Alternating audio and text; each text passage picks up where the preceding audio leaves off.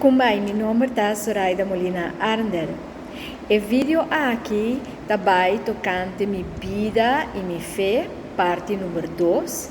Tem um vídeo anterior em que eu fiz 10 perguntas para abusar over de vida e fé.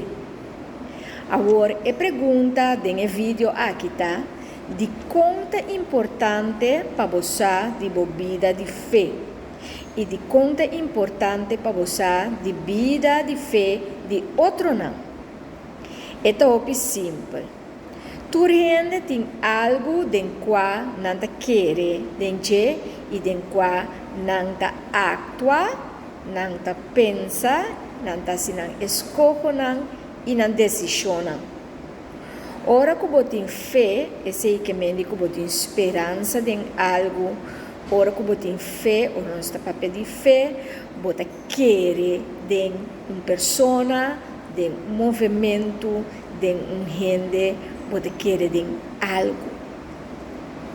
Essa aqui que me diz que cada decisão que você toma, você tem em conta e você basa o mês a base de lo qual você fé.